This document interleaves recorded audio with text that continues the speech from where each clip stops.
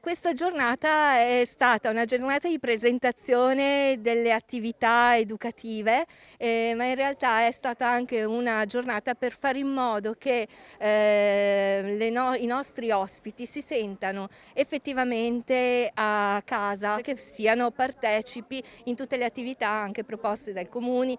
In particolare abbiamo creato questo laboratorio di sartoria chiamato Takemo Boton, anche per così dire è un modo per socializzare. Quali sono le attività che fate fare ai vostri ospiti della struttura? Durante la giornata sono programmate diverse attività che vanno a coinvolgere il maggior numero di ospiti che comunque possono partecipare. C'è il classico appuntamento alla tombola, attività di stimolazione cognitiva, e l'abbiamo divisa in due attività, una si chiama palestra per la mente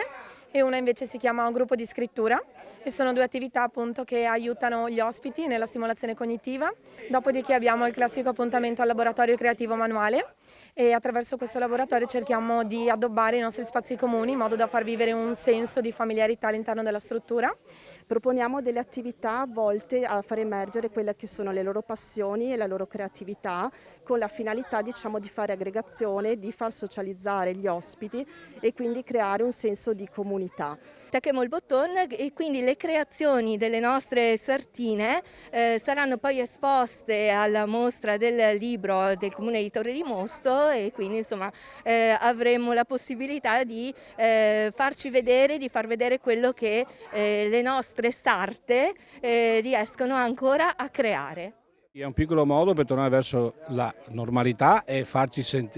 sentire queste persone parte di una comunità e non appartati o un qualcosa di, diciamo, in un luogo dove non diano fastidio, anzi sono ancora una mente, una memoria viva della nostra storia, della nostra tradizione del territorio, e le vorremmo, diciamo, condividere se possibile anche con le persone più giovani che di questi percorsi non hanno ancora conoscenza. Ho fatto anche una proposta al sindaco che spero venga anche accolta, che nel post-Covid, nel post-emergenza ci possa essere anche un'apertura addirittura verso i giovani, le scuole elementari, i bambini che sono quelli più curiosi, notoriamente più curiosi, per far sì che appunto si possano apprendere da questi nostri ospiti queste nozioni di dove siamo arrivati, che la gallina fa le uova, le fa sul puner, non le fa sul supermercato, e che abbiamo dei prodotti che sono la nostra storia, dalle mucche che venivano munte piuttosto di rammentare i calzini o i pantaloni strappati, che arrivano appunto dalla storia delle nostre nonne che si mettevano col scial e con traversa davanti a fare questo tipo di lavoro. Quindi è bellissima